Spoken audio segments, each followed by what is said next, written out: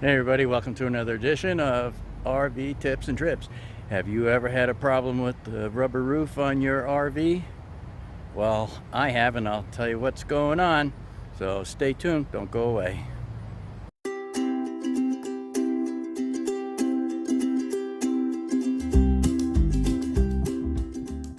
Alright, so welcome back. This is what's going on. It's always something when you have an RV. Don't think it's a bowl full of cherries when you go to do this. Expect there to be problems, which this one is a pretty major problem though. This is what's going on. About a month ago, we were in South Dakota, Royal River Casino, and one day I was walking up to the trailer, and I saw up in the front on the roof this like bulge on the roof. It was like, I don't know what the heck that is, let's go check it out. So I set up the ladder, got up on the roof, and lo and behold, there are all these big bubbles and ridges in the front part of the roof on the rig, and I'm like, what the heck could possibly cause this? And if you look, you can see it's kind of like veined out, where air got under there and just kind of traveled around. So that's why I call it, it looks kind of veiny. And then I noticed some tears in the rubber material over by where the air conditioner unit is. That's because there's some sharp edges on both sides of the air conditioner, and I guess the roof just kind of lifted up a little bit and rubbed up on there and put a cut in the rubber material. So that sucks, you know. So I mean, this rig is not very old. It's a 2017, so it's only 3 years old. Yet the roof is the rubber material is separating from the wood roof.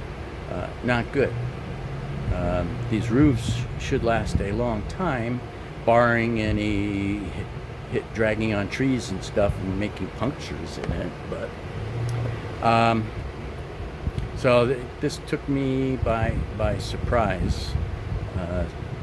So I did find that if I work the material, a lot of it will re-stick, not all of it though. So I got these bubbles throughout. So I did a fair amount of research into this, and this is actually a common problem these days. Whether the manufacturer of these rigs are not getting the surface of the roof good and clean before they put the adhesive down and then the rubber material, moisture got under there, or whatever. So this is a pretty common problem anymore. And like I said, a rig that's only 3 years old shouldn't be exhibiting problems like this. My theory on it is air got under from where the front cap of the rig meets up with the roof. So wind got under there, and that's why I got like that veining effect going on with the roof. And then and it just like a balloon, I mean it's rubber, so the material kind of lifts up and flares out like a balloon would when you go to blow it up. And so as a result, a lot of that material has stretched. So I've been hoping that I could get it to shrink back down. I've been working the material down by hand in a lot of the areas. Has restuck and has stayed down because, like I said, I've been working on this for a while. So we travel to a new destination, then I go up on the roof and look, and each time I do this, it's gotten a little better. Some of the areas that I've gotten to lay down have stayed down, so that's good news. So I went to a place where they actually do repair the roofs or will replace the roof material, and let me tell you, it's not a cheap proposition. I priced it out, and with the 37-foot rig, figures about 54 hours of labor plus material and that, and they charge $150 an hour. So we're talking almost $10,000 to put a new roof on this thing. I'm not prepared to spend $10,000, let me tell you. So we're going to do everything we can to make this work with a minimal expense. That's, I mean, for crying out loud, it's just the roof, right? So you got your base wood roof, and then you got the adhesive, and then you got the rubber material. And there's two kinds of materials out there, EPDM and TPO. TPO is relatively new over the last 3 or 4 years. So that's what I have as a TPO roof. And from what I understand, the trying to re-glue this, because I was thinking, well, puncture a hole, inject new glue under there, and kind of run the glue out underneath there. The guy says that just won't work. He's never been able to get the new glue to stick onto the old surface. So what they do is, when they replace these roofs, they strip off the rubber roof, they put new Luan material down, and then they put the primer and the glue on there, and then the new roof material. And that's why it's so expensive. We're not going to go through that. So what we're going to do is we're going to try and salvage the roof. It's limited to the front part of the roof, where the bedroom is and that. So I've been working the material down, and a lot of it's staying put. Some of it won't re-stick. The areas that won't re-stick, they recommend that you cut that out and then put down a Turnabond tape. I got this tape, it's called Steel Lock. It's supposed to be just as good or better than the Turnabond. And it works with both TPO and EPDM materials, so that's what I'm using. So you cut the material and then tape it over, and then that will stick to the roof material, the wood, so that'll help keep the roof down. And then seal it with self-leveling Dicor sealant around the patch that you made, and then you're good to go. So bottom line is, we're going to ultimately do that. I'm going to try and get as much of the roof to re-stick as possible before I do that, and then cut out small sections and tape it over. It's not going to be pretty, but it's up on the roof where nobody sees, so who cares? As long as the integrity of the material is good, where we're not getting any leaks or anything, and it's not billowing up as we drive down the highway. And that's that's why it's taking me a little while. I work it down, and then we go to the next place. We drive a few hundred miles at highway speeds, and then I go back up on the roof and see if the material has stayed down. Most of it has. Some of it has re-billowed up a bit. So all right, hey, just want to insert a non-commercial commercial break, if that makes any sense to you. Anyway, if you like my channel, you find this information that I provide on here useful or entertaining. I don't think I'm all that entertaining, but if you like it, please subscribe and hit that like button. I appreciate it a lot, and possibly even share it and get the word out to other people.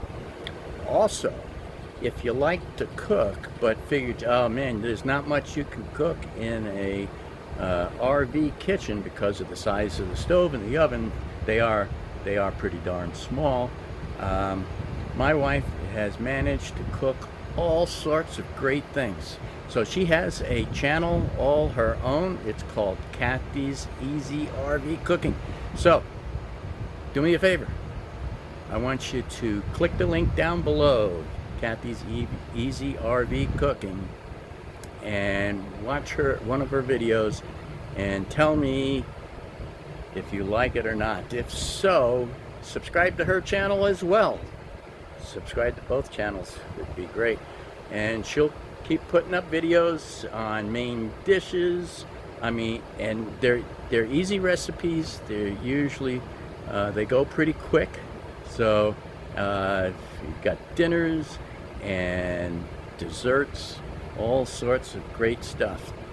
So Some of these recipes been handed down from her to her from her like mom and other relatives, cousins, and that, everybody's favorite recipes in the family. So give it a try. Cathy's Easy RV Cooking. All right, back to the show. I'm going to try and get the ballooned areas as small as possible, and then cut those and put tape down and seal, and hopefully we'll be good. So there will be a follow-up video to this. I've been working on this now. This is like 3 or 4 weeks, so it's been going on for a while. But when you see this kind of thing going on, it's called billowing. The roof material separating from the wood and lifting up is called billowing.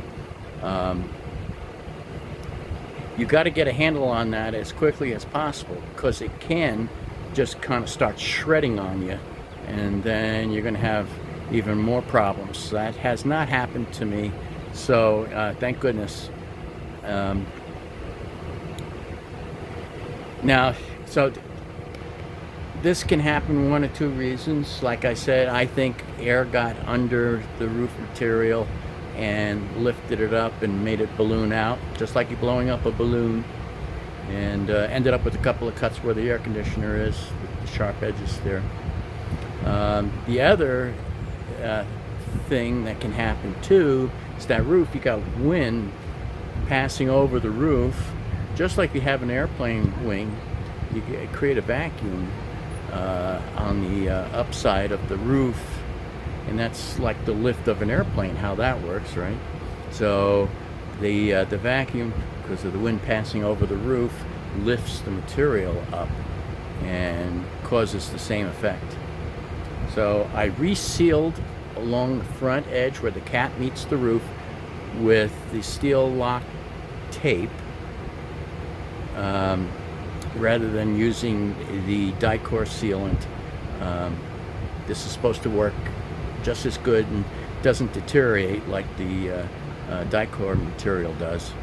So, and you'll see along the front edge is all tape to keep air and water from getting in that joint.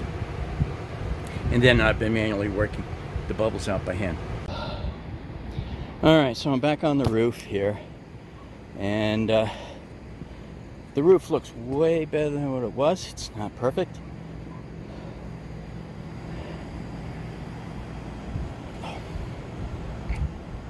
But it is way better than what it was. As you can see, I ran the Dicor tape, or the steel lock tape, all across the front there to seal out the joint where the roof meets the front cap. And for the most part, most of this is laid back down and staying down, so that's good. So we're going to continue to work on this. Those little squares are where we made punctures. Seal those over. I'm going to put a larger patch on it when I'm done, but they're not leaking, so they're good. But 1,000 times better than what it was. Most of it is just staying down now. The stubborn parts I'm going to have to cut and then tape over, and that should resolve that. Like I said, I want to work on these areas just a little bit more, shrink those down before I make cuts in the roof. So, but that's what's going on. Like I said, way better. Way better. This right here was ridged all the way down. So you can see in the other videos, it is now totally flat. So that's good. Staying down. Same thing for this area here. There was lots of big bubbles here. They're staying down. So that's good. Get the rest of this to lay down, and hopefully it stays. So we'll see how it goes, and there will be a follow-up video to this, so stay tuned. So until next time, happy camping. Bye now.